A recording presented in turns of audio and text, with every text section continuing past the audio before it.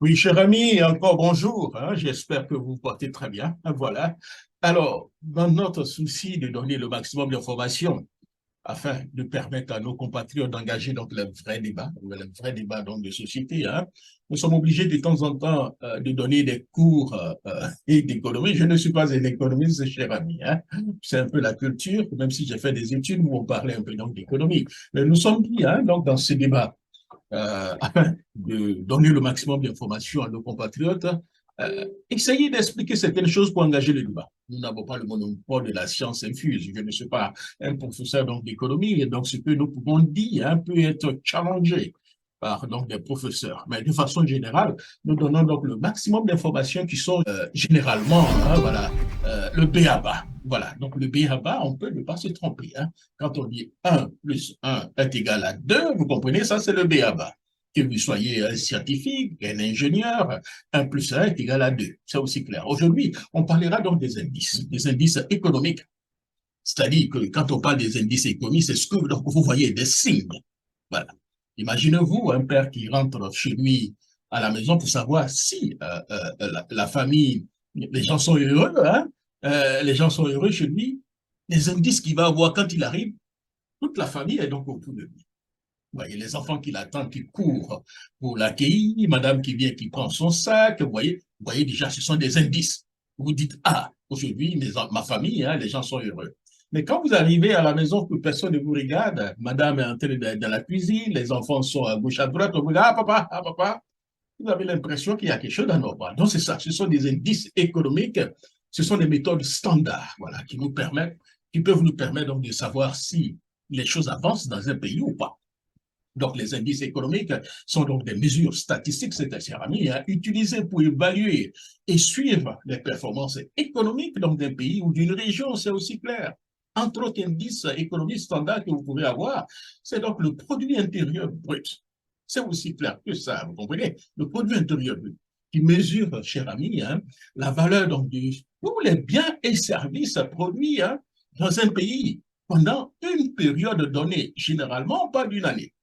Donc, vos familles, où j'ai parlé tout à l'heure. Donc, le produit, on peut dire que le produit intérieur brut donc, de votre famille, hein, cher ami, c'est ce que monsieur et madame, et pourquoi pas les enfants, vous avez, vous produisez. Donc, l'ensemble, admettons que monsieur produit 1 million, 1 million, euh, euh, euh, 1 million, 1 million de revenus avec tout ce qui est comme business par mois. Madame produit 500 000, un enfant qui travaille produit 100 000. Donc, votre produit intérieur brut, donc dans la famille, ça sera donc 1,6 million. Si on prend cette période d'un mois, donc 1,6 million, ça sera donc votre produit intérieur brut. Voilà. Donc, c'est ça, si vous voulez, comme je l'ai dit, pour ne pas me répéter, hein, c'est une mesure, donc, on mesure donc la valeur de tous les biens et services produits hein, donc dans un pays pendant une période donnée. Et comme je dis, généralement, c'est une année. Donc ici, si on prend un mois, vous avez 1 million 600 000, vous multipliez donc pour faire une année, multiplié par 10, ça vous fait 16 millions. 16 millions que vous ajoutez encore un autre 3 millions 2, 16 millions, ça vous fait au moins 18 millions 2. Voilà. Donc votre famille aura un produit intérieur brut de 18 millions 2 chaque année. Maintenant, l'autre indice qu'on utilise aussi, c'est l'indice donc du prix, hein, des prix à la consommation. Généralement, c'est ce qu'on appelle le IPC, qui mesure, si vous voulez, donc la variation des prix et des biens. Des prix et des biens, on peut aussi parler des services hein, achetés donc par le consommateur. Vous comprenez? Donc, le consommateur qui est là pour voir la santé donc d'un pays, si le consommateur, ou bien vous et moi, nous achetons, nous dépensons, vous comprenez? Ce qui montre un peu la bonne santé de notre famille et ce qui aussi montre la bonne santé de l'économie d'un pays. Vous comprenez? Généralement, vous voyez, au niveau donc, des États-Unis, comment le plus souvent, l'indice, si vous voulez, les signes qui sont vraiment visibles, que les gens utilisent de façon standard pour voir si l'économie se porte très bien, c'est pendant les fêtes, surtout les fêtes de fin d'année et la Thanksgiving. Si vous voyez que beaucoup de personnes se déplacent, ils utilisent l'avion, la voiture pour aller en famille, Vous comprenez? Puisque l'essence coûte cher, c'est qu'il montre qu'il y a des bons signes. Vous voyez, pendant le Christmas, les supermarchés sont remplis. Ça, ce sont des indices standards pour montrer que l'économie se porte très bien. Donc, après avoir, troisième indice qu'on peut certainement utiliser, hein, qui sont donc des indices économiques pour pouvoir savoir si les choses avancent donc dans un pays, cher ami. Hein. Troisième indice, c'est le taux de chômage. Le taux de chômage qui mesure, si vous voulez, la proportion de la population active hein, qui est sans emploi. Donc, vous voyez déjà la population active qui est sans emploi, généralement au-delà donc, de 18 ans, 21 ans, ils sont sans emploi. Ce sont des indices qui montrent aussi la santé d'un pays. Dans un pays où le taux de chômage est très élevé, vous comprenez, vous allez voir qu'il y aura beaucoup de remous.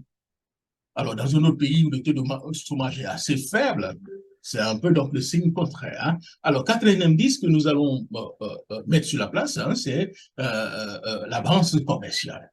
Cette balance commerciale qui mesure donc la différence entre les exportations et les importations dans un pays. Et le plus souvent, donc, la balance, si vous voulez, donc, cette balance commerciale est aussi déficitaire en Afrique parce qu'on importe plus qu'on produit ou bien qu'on exporte. Voilà, on importe plus qu'on exporte. Et généralement, comme on peut comprendre, dans un pays comme la Côte d'Ivoire, comme la Guinée, où nous avons des cours d'eau, des terres fertiles, la Côte d'Ivoire importe beaucoup de riz qui vient des autres pays alors que nous pouvons produire donc ce riz, ce riz-là dans nos pays. Voilà, donc ce sont donc des signes, hein, des indices qui peuvent nous permettre donc de savoir, cher ami, les indices économiques qui peuvent nous permettre donc de juger la santé donc d'un pays. Il y a un cinquième point, un cinquième indice, c'est donc la confiance des consommateurs. La mesure donc de la confiance des consommateurs dans l'économie, hein, c'est clair. C'est-à-dire que la confiance des consommateurs, tout à l'heure, quand je vais parler donc de votre famille, c'est une chose assez importante. Vous comprenez? C'est quoi? C'est-à-dire que quand vous croyez en quelque chose, quel que soit ce qu'on vous dira, vous allez toujours l'accepter ou bien vous allez toujours dépenser. Admettons que votre enfant vient vous dire, ah oui, oui, mais papa, je suis allé au marché, je suis allé voir ce film-là, c'est un film qui est très, très bon. Vous comprenez? L'enfant vous dit cela. Vous comprenez? Peut-être le film n'est pas bon, mais le fait de vous avoir dit cela, vous comprenez, hein?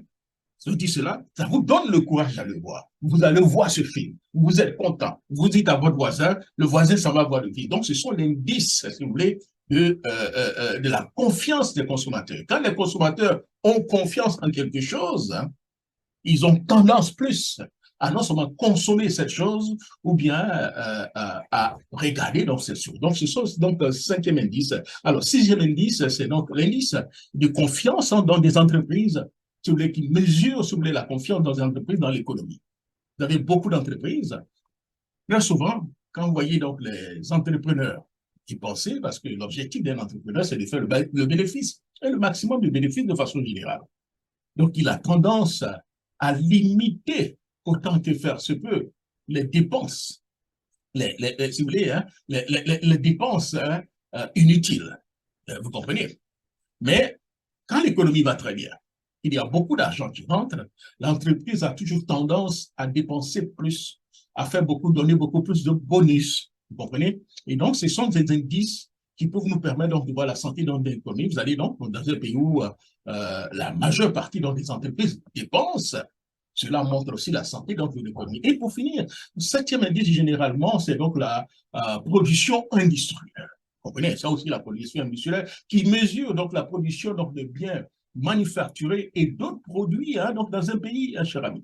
Donc, plus le pays produit, hein, plus cela montre qu'il y a une très bonne l'économie va très bien. Donc, vous voyez, cher ami, donc ces indices économiques peuvent aider donc, le décideur politique dans un pays, hein, les analyses aussi politiques dans un autre pays et les investisseurs à comprendre la santé économique d'un pays hein, ou d'une région. Voilà, donc ce sont des méthodes standards. Ça n'a rien à voir avec être pour Ouattara, être contre Ouattara, pour Laurent Gbagbo et contre Laurent Gbagbo, mais ce sont des indices standards qui peuvent nous permettre donc de voir la santé d'un pays et ça peut aider le plus souvent donc les investisseurs, chers amis, hein, à prendre le risque d'investir. Vous voulez savoir quels sont donc les indices économiques de la Côte d'Ivoire? Est-ce qu'elles sont bonnes? puisqu'après avoir défini, cher ami, tout à l'heure, donc les indices, hein, donc la question qui arrive, hein, est-ce que les indices économiques de la Côte d'Ivoire sont bons? Il ne s'agit pas donc de savoir d'aimer M. Ouattara ou de ne pas aimer M. Ouattara. Et c'est la Côte d'Ivoire, c'est notre pays. Donc, nous jugeons ce qui est en train de se passer. S'il y a des investissements qui sont de très bonnes choses, nous l'approuvons. Vous comprenez? Mais en tant que parti d'opposition, ou bien qu'on aime ou bien non pas Ouattara, c'est la manière, voilà. Donc, la manière donc d'investir, ou bien tous ceux qui vont contribuer, la manière dont les personnes vont contribuer, ce que ces personnes utilisent, c'est ce qui devient un peu important, c'est là où nous pouvons engager le débat. Donc, dans tout pays, l'économie est une très bonne chose. Généralement, j'ai posé donc des questions à des spécialistes qui me disent que le plus souvent, l'économie est au-dessus des droits de l'homme. C'est-à-dire que dans un pays qui se porte très bien, même si les droits de l'homme, les choses n'avancent pas, on a tendance à un peu oublier a tendance à fermer un peu les yeux sur les droits de l'homme. Vous prenez un pays comme la Chine hein, qui a un taux de croissance les plus élevés parmi les pays très développés, hein, mais très bientôt, on parle donc dans 3, 4, 5 ans, la Chine sera donc la première puissance économique mondiale. Mais quand vous allez en Chine, les droits de l'homme voilà, ce sont des choses que les gens critiquent à tout moment. Mais les gens ont tendance à fermer un peu les yeux parce que le taux de croissance de la Chine est très bien, il y a beaucoup d'investissements et ça avance. Donc ici, c'est la même chose. Quand on parle des indices de l'économie de la Côte d'Ivoire, il ne s'agit pas forcément de prendre position, de se braquer contre M. Ouattara. Comprenez? C'est de savoir si ce qui est fait, qui doit être fait, comment c'est fait, vous comprenez? Les moyens qu'on utilise pour atteindre des objectifs, c'est là où il y a débat. Vous comprenez? Voilà. Donc, la Côte d'Ivoire a connu donc, une croissance soutenue hein, au cours donc, de ces dernières années. Selon donc, la Banque mondiale, hein, le PIB réel de la Côte d'Ivoire a augmenté, c'était donc 1,8%, je pense, en 1980, en 2000, a augmenté donc de 1,8% en 2019, c'est-à-dire et de 2,3% en 2020, malgré donc la pandémie. Vous comprenez? Donc, une croissance projetée donc à 5,8%, qui était projetée donc à 5,8% en 2021. Et en 2022, à cause de la pandémie, hein, vous avez vu ce qui s'est passé. Mais de façon générale, le taux de la croissance de la Côte d'Ivoire avoisine les 5 et plus. Vous comprenez? 5 et plus. On a même frôlé les 9,8%, c'est-à-dire qu'en une année, et généralement, le taux de croissance de la Côte d'Ivoire est au-dessus de 5%, ce qui fait donc de la Côte d'Ivoire l'un des pays hein, phares voilà, du continent africain, et pourquoi pas dans le monde, en termes de taux de croissance, bien sûr. De plus, donc l'inflation est restée relativement faible en 2020, en 2021. Le taux d'inflation était donc de 2,5% en 2021. Je pense que ça a augmenté un tout petit peu hein, en 2022, vous comprenez, une grande partie en raison donc, de l'instabilité hein, donc du taux d'échange et donc de la devise locale. On reviendra un peu sur le taux d'échange et la devise locale un peu plus tard. L'exportation de la Côte d'Ivoire est confrontée donc à plusieurs défis économiques tels que la dépendance, voilà, c'est une dépendance à l'exportation en matière donc première, une inégalité hein, donc de revenus élevés et donc les vulnérabilités hein, aux chocs externes tels que la pandémie hein, 2019. Bon, cette pandémie a frappé pratiquement beaucoup de pays. Hein. Donc, de façon générale, cher ami, en conclusion, ce que je peux dire, hein, bien que la Côte d'Ivoire ait connu une croissance économique soutenue hein, par tout le monde hein, ces dernières années, il y a encore des défis à relever. Il est donc important donc, de surveiller attentivement les indices économiques pour évaluer donc, la santé de la Côte d'Ivoire. Alors, on reviendra un peu sur les autres informations.